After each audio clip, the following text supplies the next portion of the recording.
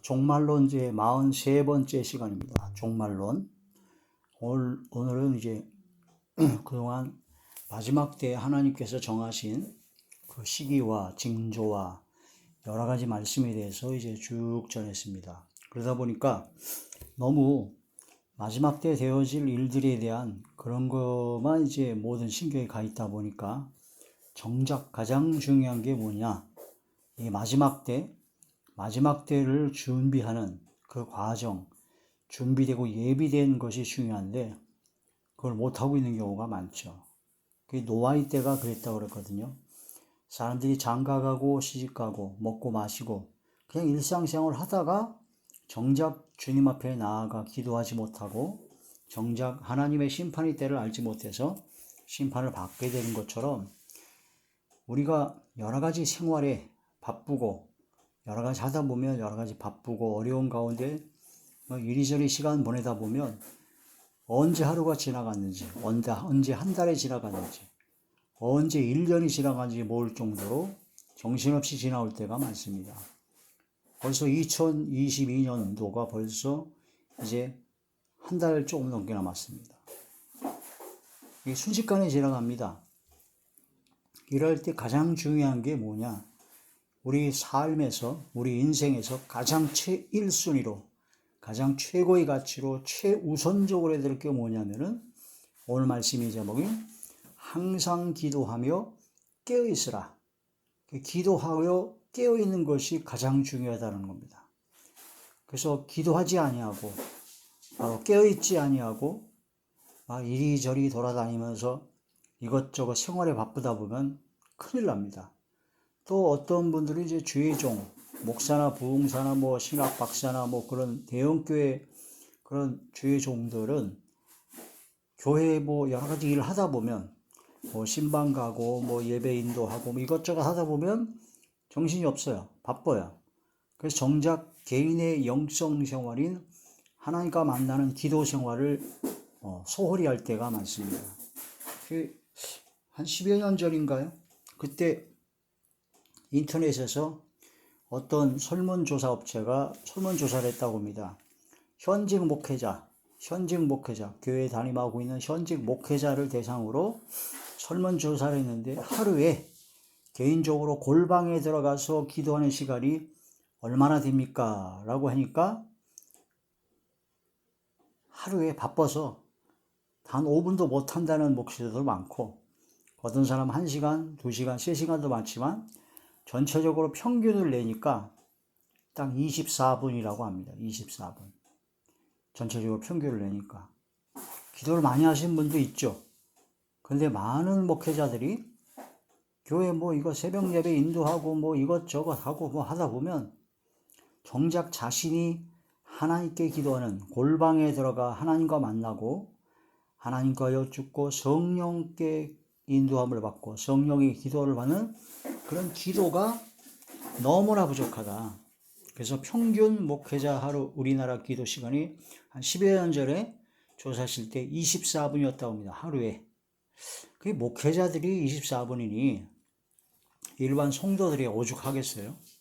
물론 많이 하는 분도 계시지만 대다수의 많은 사람들이 기도를 안 합니다. 왜? 바빠서.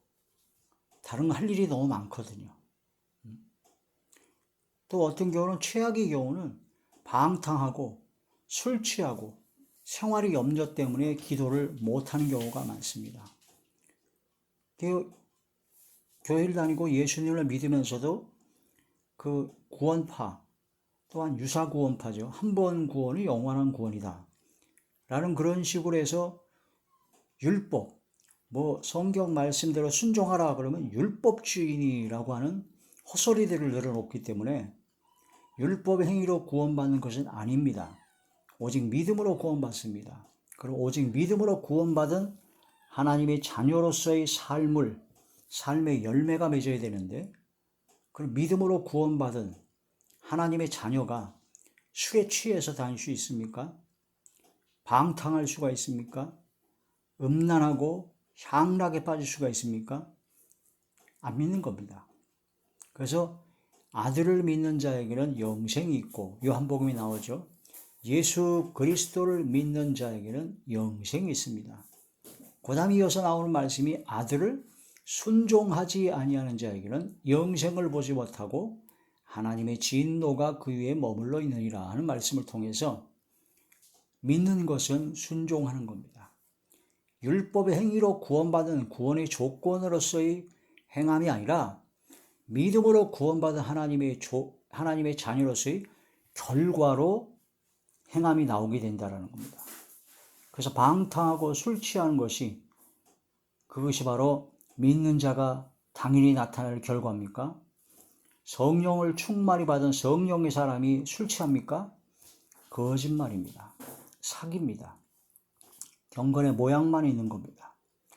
자, 누가복음 제21장 34절의 말씀 봅니다.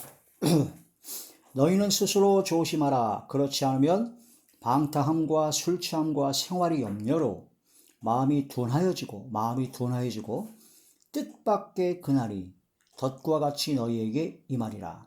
그날이 덫과 같이 임하게 되는데 그날이 어떤 날인가? 35절 그날은 온 지구상에 거하는 모든 사람에게 임하리라. 주님의 재림을 말씀하고 있죠. 심판주로 오시는. 이러므로 너희는 장차 올 이 모든 일을 능히 피하고 인자 앞에 주님 앞에 서도록 항상 기도하며 깨어있으라 하시니라. 여러분들은 나는 오늘 죽는다 하더라도 주님 품에 아버지 품에 안길 자신이 있습니까? 나는 오늘 죽어도 천국에 갈 자신이 있습니까? 나는 오늘 죽어도 주님 앞에 나아가 주님 품에 안겨서 영원한 천국에 들어갈 자신이 있습니까? 나는 과연 믿음으로 구원받았다고 한 하나님의 자녀로서 부족함이 없는 마음과 생각과 말과 행동과 영혼과 삶이 됩니까? 항상 기도하고 깨어 있어야 됩니다.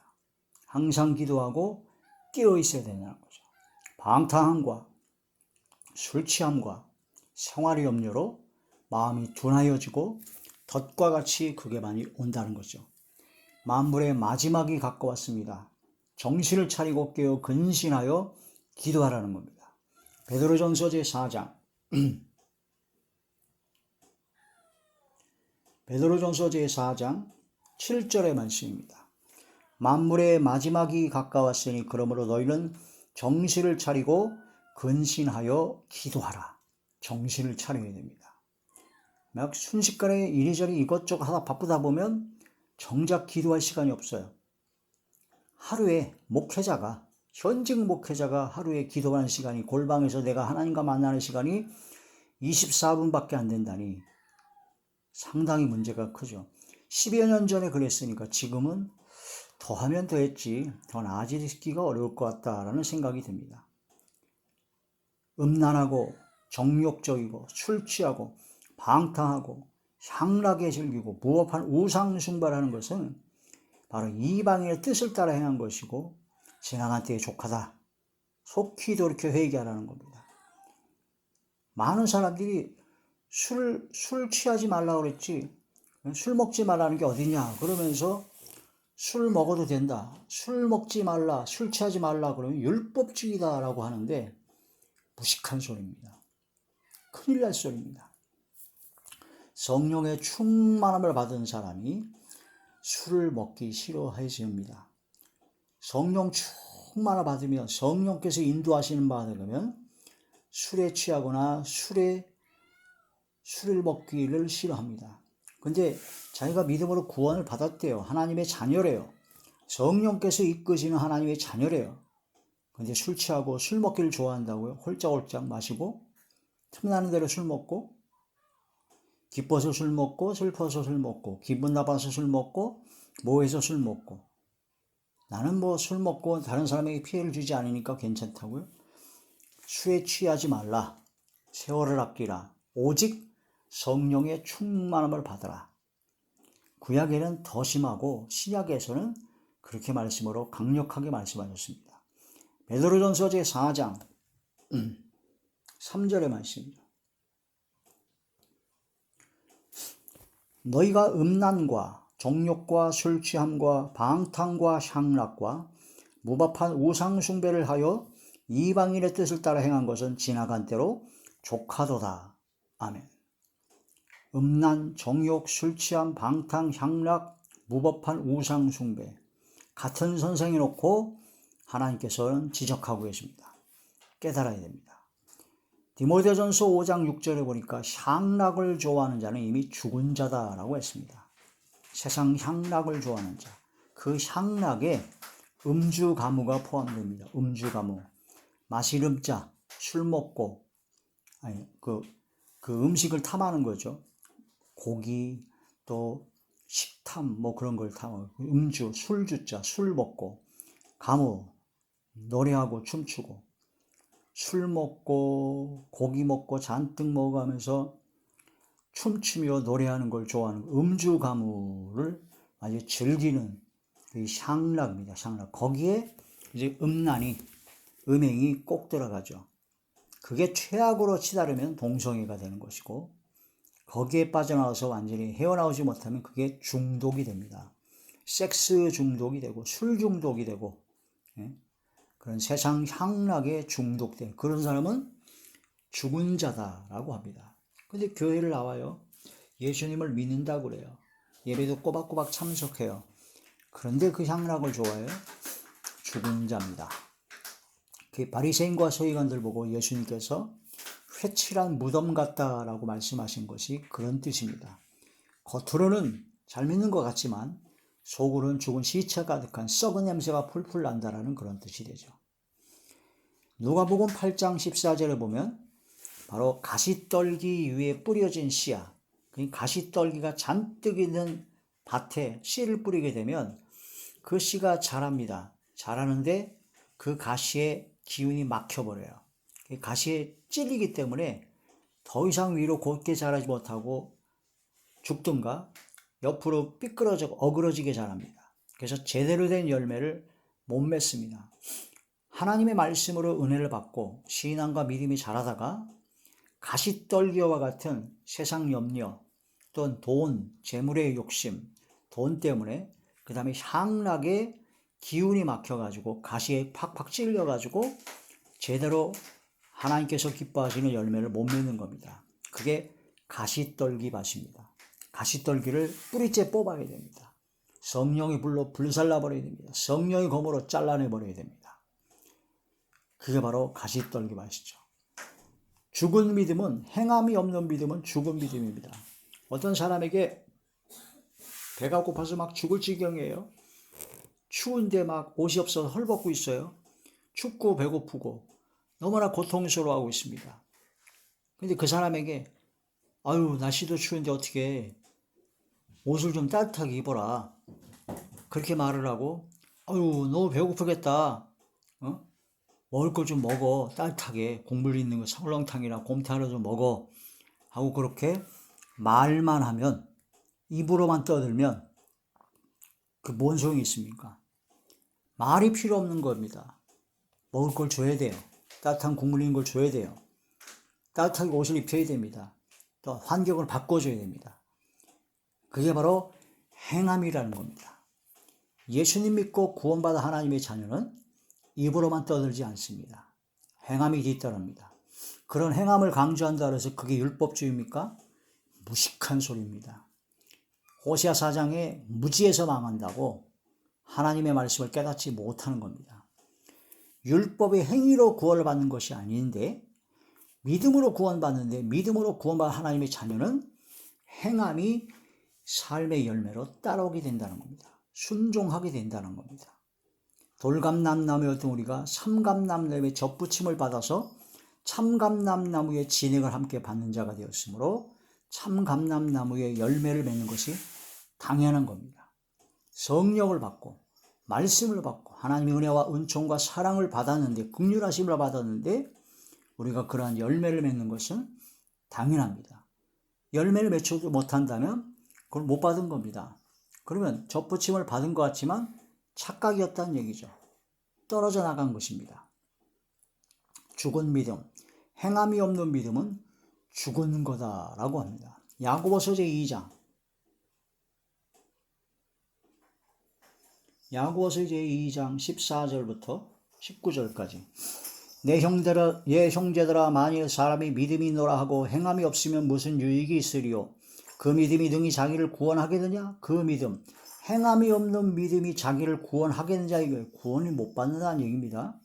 만일 형제나 자매가 헐벗고 일용할 양식이 없는데 너희들 중에 누구든지 그에게 이르되 평안히 가라, 덥게 하라, 배부르게 하라 하며 그 몸에 쓸 것을 주지 아니하면 무슨 유익이 있겠느냐는 겁니다. 그 입으로만 떠들면 이와 같이 행함이 없는 믿음은 그 자체가 죽은 것이다. 그런 죽은 믿음 갖고 무슨 구원을 받는다는 겁니다.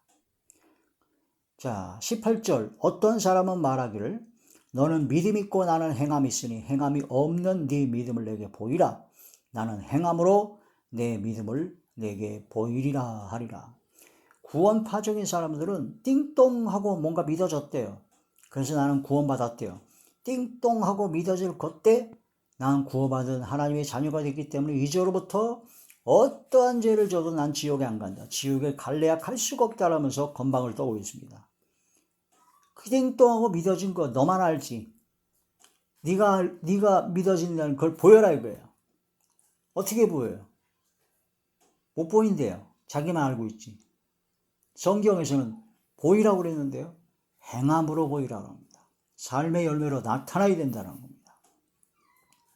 삶의 열매가 띵똥하고 믿어졌으니까, 믿어지는 믿음으로 구원받았으니까, 그 다음엔 어떤 죄를 져도 괜찮으니까 죄를 져도 된다고요? 이런 말도 안 되는 헛소리를 누르면 안 됩니다. 큰일 납니다. 거기에 미혹을 당하면 안 됩니다. 구원파, 유사구원파에 미혹을 당하면 안 된다는 거죠. 19절. 네가 하나님은 한 분이신 줄을 믿느냐? 잘 아는도다. 귀신들도 믿고 떠느냐. 귀신들이요, 하나님께서 천지와 만물을 창조한 창조주 하나님이시고 예수님께서 근본 하나님 본체이신 전능하신 하나님인 것을, 하나님의 아들 독생자심을 잘 압니다. 너무나 잘 압니다. 그래서 귀신들은 벌벌벌 떱니다. 가장 무서워합니다.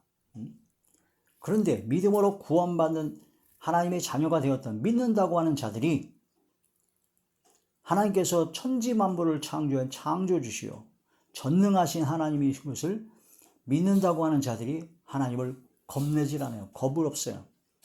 겁을 상실했어요.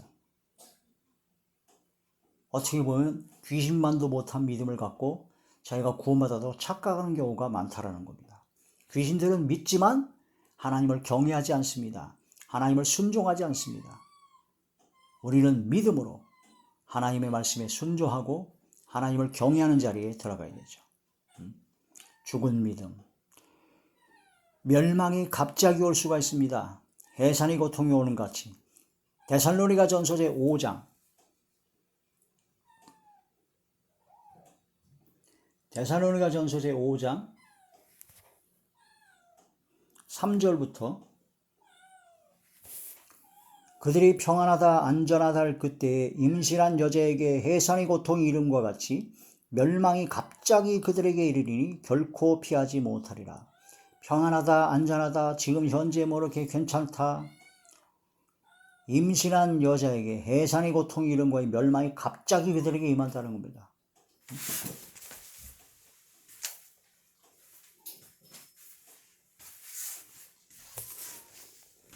형제들아 너희는 어둠에 있지 아니하며 그날이 도둑같이 너희에게 임하지 못하리니 너희는 다 빛의 아들이요 낮의 아들이라. 우리가 밤이나 어둠에 속하지 아니하나니 그러므로 우리는 다른 이들과 같이 자지 말고 오직 깨어 정신을 차릴지라. 깨어 정신을 차려야 된다는 거죠. 자는 자들은 밤에 자고 취하는 자들은 밤에 취하되 우리는 낮에 속하였으니 정신을 차리고 믿음과 사랑의 호신경을 붙이고 구원의 소망의 투구를 쓰자. 이 마지막 때 하나님께서 기뻐하시는 삶을 사는 우리 모두가 되어야 될 것입니다. 할렐루야.